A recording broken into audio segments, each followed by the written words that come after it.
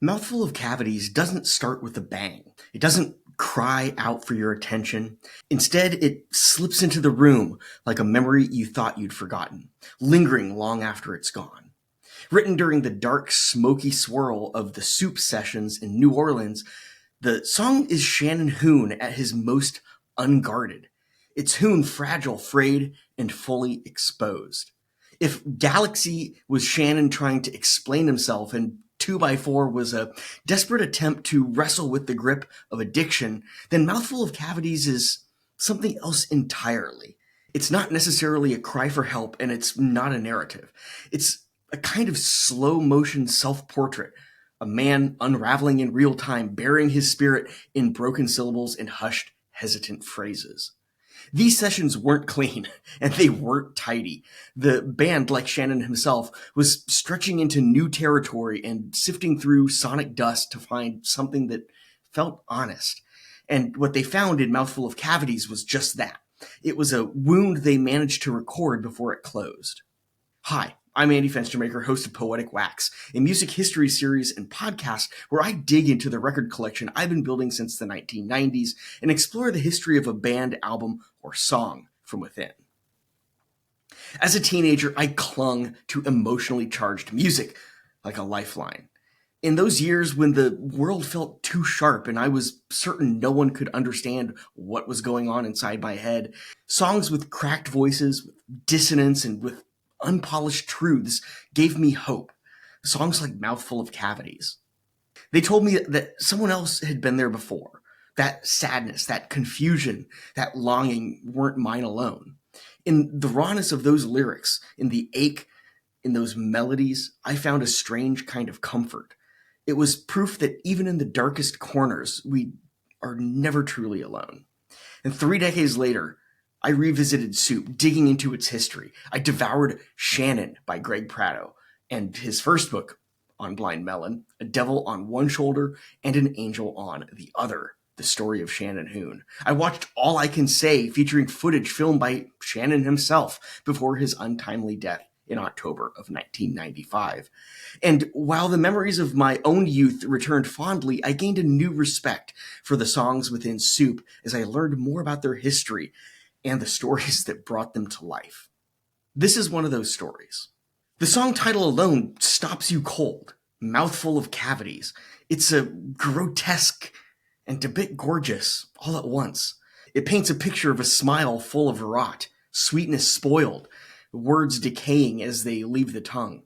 There's no clear story in the lyrics. Instead, we get flashes, torn images, flickers of thought, glimpses into a mind full of fog and fight. It's pure poetry, though. I write a letter to a friend of mine. I tell him how much I used to love to watch him smile. See, I haven't seen him smile in a little while, but I know you're laughing from the inside out. These lines feel almost too personal, like you're reading something meant for no one else. The song's emotional arc isn't plotted like its recording kind of was. More on that in a second. Instead, the arc spirals. Confusion, longing, spiritual dissonance, the need to be seen, to be saved, to be forgiven. It all leaks and seeps through in fragments. Hoon's voice, cracked and trembling, carries the weight. He doesn't sing as much as confess. You hear the weariness, the wounds, and the weight of someone who's been walking with ghosts. There's beauty in this brokenness, and somehow it makes you feel like your own flaws might be survivable too. That's what I was talking about earlier, that nostalgia, those memories from my youth, resurfacing, laid bare. A moment ago, I mentioned a plot, and for that, we have to look at the recording of the song itself. But before we get into that, I want to pause for a brief moment. You can check out the transcript of this episode and hear the music discussed within over on my Substack. Now sign up for free at poeticwax.substack.com. Love to have you. Also, a quick shout out and thanks to my paid subscriber. Join today right here on YouTube for just $2 a month and get early access to new episodes when available, members only videos, and more. You can also leave a super thanks tip right here on YouTube. Enter the haunting vocals of Jena Kraus. Not an echo, not a harmony. They're more of a reckoning. Jena Kraus wasn't part of the band's inner circle at first. A folk blues singer from Philadelphia with a voice like a slow burn. She was brought in late, but what unfolded in the studio that day would become one of the most emotionally charged moments in Blind Melon's history. That day being the day it was recorded. Now, Kraus was known to the band. She'd met the guys early in their rise, befriended Hoon, and became a regular at shows when their paths crossed. There was always a connection there, a keen bond of friendship, despite there being quite a bit of an age gap. There was this longing to pull her in to sing on a song, and when it came time to record Soup, that opportunity arrived. Jena had lost her voice after cutting a demo in Seattle, arriving in New Orleans just as it was starting to return. It was going to be a rush. An hour after she arrived, Shannon showed her the song. She hadn't heard it yet. He had wanted her to learn it on the spot. She would learn it between when she arrived on a Wednesday and when they recorded it on a Friday. But that house was a zoo, and she got swept up in its madness. Time slipped by, and then it was time to record. Here's a quote from Jena. "I needed 5 minutes to go and listen to the song, to get it back in my mind. Someone was like, 'There's a boombox up in Christopher's room. Here's a tape of it.'" That was from Greg Prado's first book. She ran upstairs to give it a listen, and that's where she found Shannon. He walked by with his hand up, opened his fingers, and there was a syringe. You cannot understand how raw of a moment this was. Kraus had lost her father to heroin. The grief and fear of that moment was still raw from that loss. Quote, "It was really personal to me. I flipped out to the point where him and I just started screaming at each other. And you don't tell Shannon what to do. If you tell him not to do something, he'll do it." All of the unspoken grief, the buried sorrow, the anger, it all came roaring to the surface. She screamed. He shouted back. The studio became an absolute storm. For 3 hours they raged, upstairs, in the studio, in the room with the mixing board. But it wasn't real. Not entirely. Shannon hadn't used. He wasn't planning to. It was a cruel kind of method acting. A mirror he held up to promote something deeper. There was Jena, face swollen and red from crying and voice raw from screaming, on the verge of walking away from the recording altogether. And that's when Shannon stopped. As Jena recalled, quote, "Then he goes, 'Now you can really sing the song to me, Jena.'" He made that whole big scene, but he didn't actually do it. The reason I know that is because I know when people are on heroin. I grew up with my dad doing it. So it's very obvious when someone's nodding. He acted like he was going to do it. End quote. The take that followed isn't a duet in the usual sense. Their voices don't weave together. They crash, harsh and raw. It's tension on tape. Her vocals aren't background. They're confrontation. A ghost, a survivor facing off inside the same 4 minutes of music. Her voice is breathy, cold, almost translucent. His is torn and trembling. And between them, they create a kind of sacred dissonance.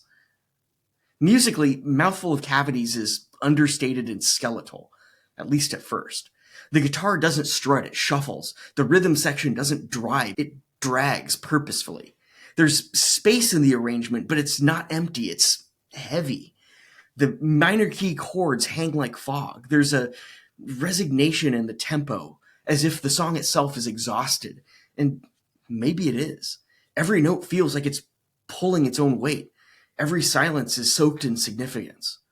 This wasn't a song meant to be loud. It was meant to echo. It was meant to build and then explode with heartache. The beauty of the arrangement is how it resists the obvious. Other bands might have stacked strings and layered harmonies to heighten the drama, but Blind Melon left the edges exposed. The restraint makes the release all the more devastating. When the chorus blooms, it doesn't feel like a polished crescendo. It feels like something breaking open. The song stretches, sighs, and then collapses back in on itself like a wave that can't quite reach the shore. The guitar work is deceptively simple. The chords ring out like tolling bells, each strum lingering longer than expected, leaving behind a residue of sadness. Roger Stevens' playing here is patient, almost a prayer, giving Shannon the space to sink or soar. The rhythm section, Brad Smith and Glenn Graham, provide a pulse that feels more like a heartbeat under duress than a backbeat driving a rock song. It's steady but uneasy, familiar but frayed. The mix is equally important. Producer Andy Wallace allowed the air to remain in the room. You can almost hear the walls. Nothing is buried. Nothing is overly polished. It feels live, like you're in the corner of the studio watching the song come to life in one fragile piece at a time. And then there's the way that Jena Kraus's vocals drift in and out of the mix. She slips through like smoke, haunting the spaces in between Shannon's cries. Her voice is woven thin, like threads holding the whole thing together, even as it threatens to unravel. This all makes sense. The song is Hoon confronting his demons. They're familiar, quite familiar. Chris Smith, Christopher from earlier, which is also Brad Smith's brother who would accompany the band during the Soup sessions, would note in Prado's original book that, quote, New Orleans was a fun and destructive time, end quote. He and Shannon would take off on extended 1 to 2 day bike rides around town, stopping at every bar they could find, until inevitably Shannon would get arrested. Quote, sometimes I think that was his goal. He'd get so drunk and so out of hand that he'd get arrested and have an excuse to fight the police. This was a recurring theme throughout his life. Shannon liked to party, and it would eventually spiral into destruction. Drugs were a constant in the studio during the Soup sessions, with a constant rotation of people coming in and out of the building who weren't associated with the band outside of being party people. There were times when Shannon could be completely out of control, others when he could be cruel and alienating. Quote, I sit and think of New Orleans, Shannon would later say, and I can't actually remember making this record, end quote. Members would recall that, in addition to the whirlwind recording sessions and excessive drugs, a lot of energy went into talking Shannon off the ledge. The photo of Shannon hanging off the balcony, 1 foot extended as if he's about to step off, was the epitome of Shannon during this time. Quote, he had gone so far over the deep end for that album. He had taken himself to the darkest depths of his soul, end quote. That was Mike Osterfeld in A Devil on One Shoulder. Mouthful of Cavities was Shannon facing and acknowledging these demons. He knew the destructive force he was, and the song was his reckoning with those demons. He'd get drunk and be destructive. Then he'd apologize the next day and everything would be okay. The song was an introspective look inside himself, a reckoning with the devil he found lurking in the corners of his mind, and confronting the demons that would emerge when he was in certain states. The opening lines of the song are brutal, mouthful of cavities, and your soul's a bowl of jokes. The hardest part of the human anatomy is tooth enamel. That this piece of your body could rot and decay was a metaphor for how he felt his destructive behavior impacted those around him. And the soul? Well, that's supposed to be this eternal thing, right? Quote, New Orleans is just a city that enhances every kind of madness, Shannon would say. They say the devil was born there, and I'm not sure he wasn't born in the room I had to sleep in. It brought the werewolf out in me. Mouthful of Cavities was never meant for mass appeal. It was never built to chart. It wasn't even played much live, given Hoon's untimely passing. It was too tender, too exposed. But for fans who connected with it, like myself, the song became a companion. It's the track people turn to when they're grieving, when they're lost, when they need to feel like someone else has felt what they're feeling and somehow found a way to say it out loud. It's the song that plays when the room is dark and quiet, and you don't want answers. You just want to feel less alone.